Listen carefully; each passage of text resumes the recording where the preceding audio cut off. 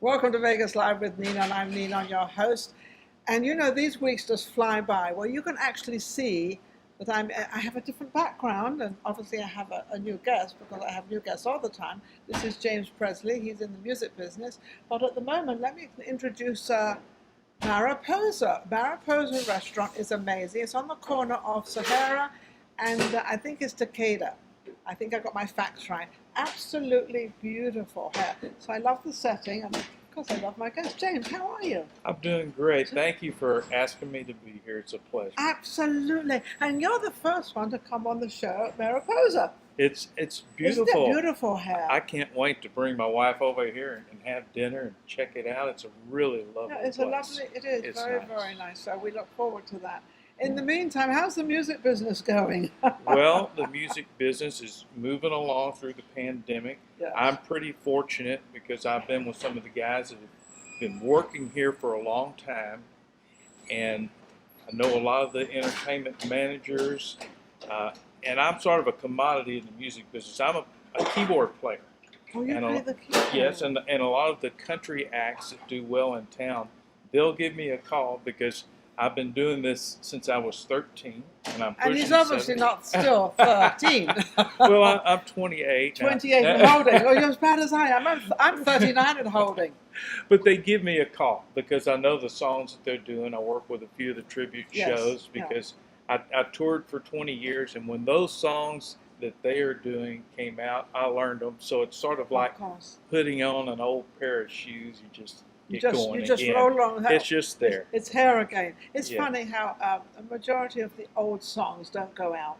They seem to arise. They rise again, and they might go a little low, and then they come back again. The good And ones the stay. good ones always stay. They And do. we're talking probably about, we talk about Frank Sinatra and Dean Martin, and we talk about all the oldies and Keely Smith and all. I was really Yeah. going back, Roger and Hammerstein as well. They never really lose their value, do they? They don't. Now, I primarily work a different genre. I'm in the country genre, but it's the same Same thing. format. If you grow up and you love big band music, or if you love the crooners, Yeah, and same. you've maybe got your girlfriend or your boyfriend during those years, those songs stay with you. They stay with and you. There's millions of people that, Dolly that Parton, I hang was on just- to. It could be country, it can be pop, it could be big band, just whatever. That's the Or it way could the be business singular works. with just a guitar. Absolutely. That's how they are these days, which Oh, is yes. amazing. I was never a big lover of country until actually coming to America, and then suddenly well, hey, this is part of America, if not the beginning of the Americans, because that's where it kind of sort of started the whole thing. Yeah. But so you're actually in Vegas. I do live in Vegas. I spent my first 20 years of my life in Texas growing up, and That's where I you got went to college and for a couple of years, and I started touring. I told one of my professors, and I was a music major, I said, well, I'm getting a lot of calls to work, so I'm going to go to work a while, and I'm going to come back and finish up my degrees. Did He you ever says, "That's finish fine." up? I never did. I I didn't stayed. think so. My next 20 years of life was touring for various artists. And you certainly were not going to turn Yeah. down a date. I mean, And- you and had exactly. bookings. And then eventually I said, okay, I've had enough. And in the early 90s, in the mid 90s, I decided to make Las Vegas my residence. And I'd met someone during the years I was touring. We got close, we got married, and I've So been how living many children here. you have? I don't have any of my own. I've got a couple of them that I raised. I do call them my own. They really are Yeah, my your own, but own they're now. not biologically. But No. they're mine. I mean, I would do anything for them. And I Oh, isn't that one? But it's because they were young whenever I started taking care of them. Now I've got my grandkids, so Yeah, you it's have a great It all great worked out life. very, very It well act- for you. Yes. Okay, back to music. Yeah, You produce a lot of music, right? I do produce music. When you go to produce music, what sort of hits you? What sort of, you hear all these different songs and you have all these different performers, will you do this, would you produce it, would you do that? When you hear a song, does a song really hit you, say, wow, I think this could be, this could be a hit? It can, but they can sneak up on you. What do you I've mean? had many times where I've had managers in my earlier years come up to me and they go, well, what do you think about that song? And I go, it's okay. And it would turn out to be a #1 song. So you have to eat your words. You had to eat your words. I won't tell you a close call that I had. Can you? Yeah, back in 90, it was 94 or 95, I don't remember the exact year. I was working with an artist, and we decided, we knew the person who was producing some of the East Texas bands. Yeah. That Mark Chestnut was one of them, another one was Tracy Bird. Well, they were getting hit records. Well, we wanted our band to get signed. We were working out of East Texas, so I said, okay, let's go. We had 2 weeks off. We just got through performing at a place called the Neon Armadillo at Walt Disney World, Florida. So we came back to Beaumont area, and we recorded 4 original songs, right, for the band. And then we were looking through, we needed 5 songs, didn't have time. So we were looking through some old tapes that the writer, the person who actually wrote the song for the band. And a couple of us said, oh, that's a good song. We picked it out, we just stuck it on there. That song, the guy got a deal. We sent the tape off to that producer, and they didn't want the band, they wanted the writer. But these people are smart, so we had to go get other bands. But they hired this writer, and that song that we picked out of a box of tapes became a #1 song for Tim McGraw, and spent 11 weeks in the top 10. So, but you still had it. That was your song. You still had, and you grow and you learn. You learn how the business works, when you never let anything fool you. But back to your question of, do you really hear a song that grabs you? Yeah, that grabs you. That you think, does. Wow. It does. But how do you recognize it? You well, through the years, you learn what a hook is, what it is that sticks with people. Well, that's like the 9. The 9 is the hook. It is the hook. If you hear a song and you can't get it out of your mind, if it just, you wake up and you go, man, I wish I could quit remembering that song, it's probably got a good chance. It's got a good chance. And a lot of the things that I produce are really not produced for me. No. I've worked for hire, so I have producers or writers, let's say songwriters, at every level. I even have new songwriters that come in, and I have a platform for them, and I do their original songs and they catalog them. And then I have people that are at higher levels, and they come up. It could be filmed. There's a show called Heroes of Extinction that will be an animated feature, and it will be coming out in the next probably 2 or 3 months, and it's out of California. Okay, so when a producer or a management company comes to me and they go, okay, we're going to do this, then it's my job to sit down and get inside of their brain, and I want to look at what they've got, read the script, and I'll go, what are you looking for? I was going to say, you then find out what do they want, where do they want, how, And I do a half a dozen different So quick you kind mock-ups. of mix it all. You mix the whole thing to know. I try to figure out what they want. Do they want it high or low or in the middle? Or what they're looking for, are they the looking melodies. for a big band or a small band? Or whatever you want, or instruments they want. Now, being technical these days, because all technology now is all you press buttons and you go to all these computers. Yes. And you got the drums will come up and the violins will come up and the ukulele or whatever you want. Right. So you can choose actually when you have this imagination in your brain as to what this is going to be. You can bring up any instrument you want. You do. You think of it like you're building a house, and if you're a good contractor, you don't miss anything. No. If you miss something, it's not going to be there. So in my simple but true. So you don't want to mess something up. So I'm in my different types of sounds, orchestras, individual. Well, I know how to orchestrate. I know where violins go. I know where the brass goes. I know where cellos go. So I call those individual. I do the arrangements, and I bring them in, and I call that a mock-up. And 9 times out of 10, most of the time, 95% of the time, they'll just use that. They could actually have me print it out, and an orchestra could play it if they wanted to do that. But most of the time, they don't. So they do. They sometimes come and say, "Well, I want more of this, or I would like this in, or I would like that in." Absolutely, that's part of it. I want more violins, or I want more. So the reason I'm asking these questions is because when you hear a piece of music, you don't really understand where the beginning starts. Everything has a beginning, a middle, and an end. Everything does. And even songs. I mean, even your life. Life has that too. Yeah. You know where your middle is, and going up there, but the other part coming down when you're getting older. You're right. It's all there. But it's Yeah. all that, and it's the same in anything, actually. It's the same as a house. You have a house, it's brand new, and then it's in the middle, and then it gets old, and it needs stuff doing to it. Yeah. It's like, that is what life is. So in the music business, it's exactly the same. It is. Yeah. It's How the same big rules. a band do you mostly work with instrumentally? I mean, Well, most of the time I work with people call it combos. They just call it bands. It's usually around 5 pieces, and the reason normally the venues that I'm working for people, yeah.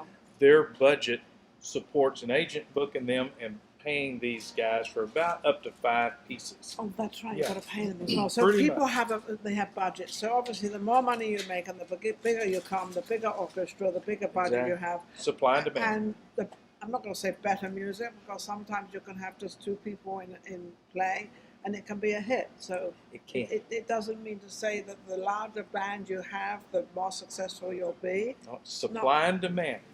If you have Carlos Santana and his band, Yes. he sold millions of records. Yes. You're going to pay a lot of money to get him out. If you have somebody who's technically phenomenal and they don't know who he is, there's not as big of a demand. No. So that person may come in, they go, okay, we're going to pay you $5,000 for this show. Carlos Santana, they just an example. Yes. It might cost you $75,000 to $150,000 for a show For a show with him. because they're going to sell the tickets. But that's right. That's the thing. It's all on demand. Who's going to come and George see Strait is going to be in T-Mobile Arena in February, and probably the cheapest seat you're going to get is $150. Now, if I sell a theater, probably the cheapest seat you're going to get is going to be $8, and the most might be for a premium seat $30. So there's your big difference. So there's your big difference as to who Supply and demand. So, yeah. okay, so what's the biggest one you've done that you've achieved? Because I know you've Oh, achieved honestly, a lot. Well, well, of course, honestly. I as far as full time, Yes. back in the early '80s, I worked full time with a musical. During the duration, it was still a hit. It was called The Best Little Whorehouse in Texas, and it was a hit Nice. musical. Now, as far as the combos here, Yes. a few years back, just recently, they closed Toby Keith's I Love This Bar and Grill. And our producer here, Maria's been out and visited and saw one of the bands I work with. Oh, how But wonderful. I was with the house band that originally played there.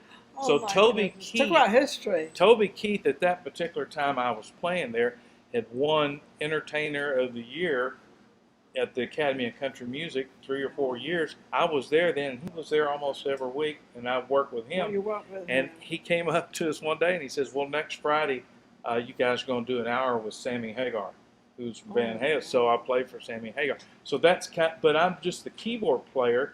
Nobody's going to remember my name, but I get to remember Yeah, the but you things remember I your do. nhere and you I know get what you to- did. That's what And where I enjoy.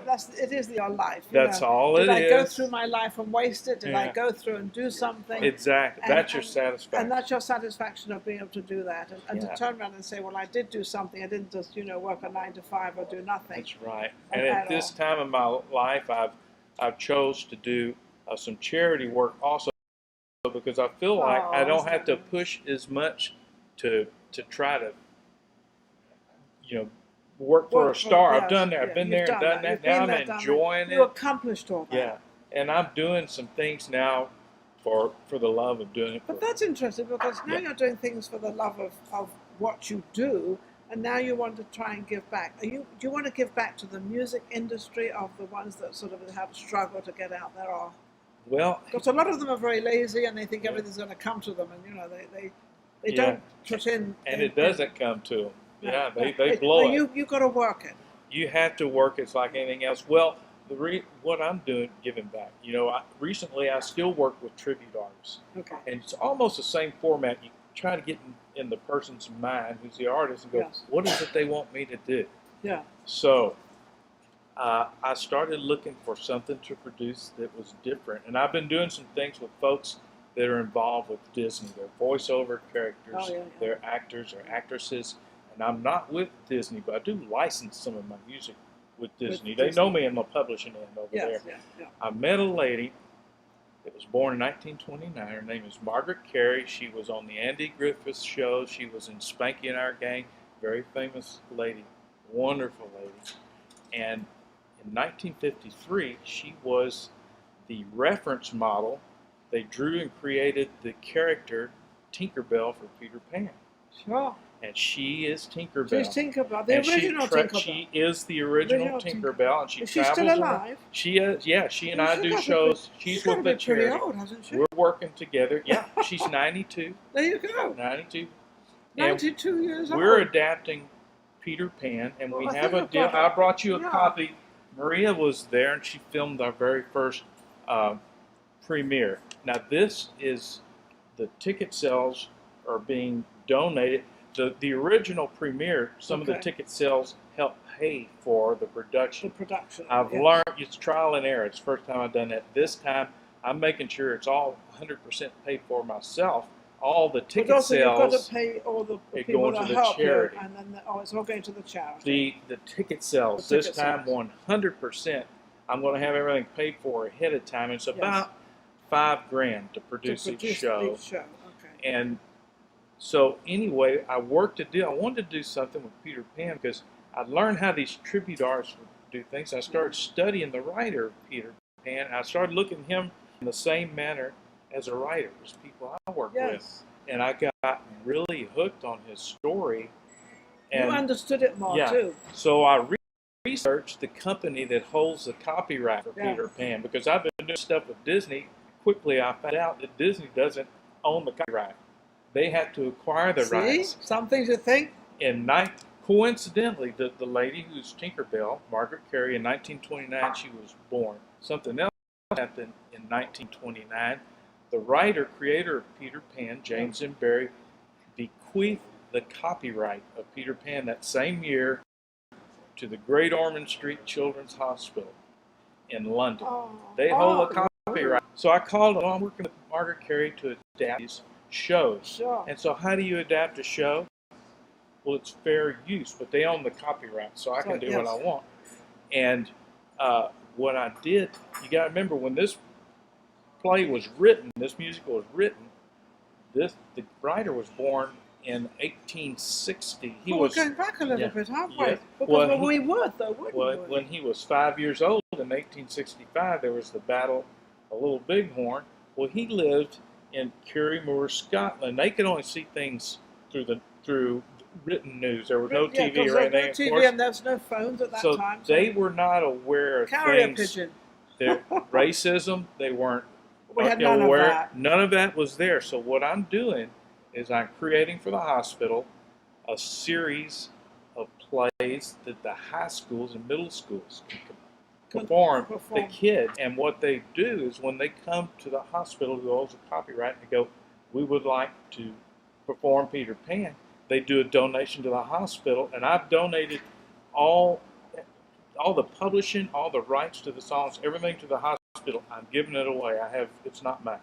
When I write it's given to them. So you're giving it all I've earned my way here. In my later years, I want to do something for someone else. So you want to give So here's you a copy. This is a copy of the very first premiere, and we call it Peter Pan's Magical World of Neverland. Peter Pan's Magical World. Isn't this amazing? And this was performed at the Performing Arts Center in Summerland. And our characters flew. The company that flew our characters on their harnesses is the company that first flew Peter Pan with Mary Martin for years. And even most recently, since sometime in the late 80s or somewhere around there when Kathy Rigby performed, that was the company. So they can go, hey, Jim, here's the trick. Here's what you want to do here, there. They know all the tricks. They know all that. Yeah, well, they know they were there. This is also for you. This is a CD. It's called The Pirate Songs. Now, I'm selling merchandise to help raise funds to pay for the next one. But the part of the fun with this, because I'm working with a company that holds the copyright, there's a pirate song that's being added. Let me see. I think I've got it in this one. It's called Captain Hook. Okay, Captain Third Hook. song, Yes. and the words came direct out of the book Peter Pan, and it's never been put to music. This is all like history. Is the first time. This is amazing. So that's what I'm doing. That's what I'm doing.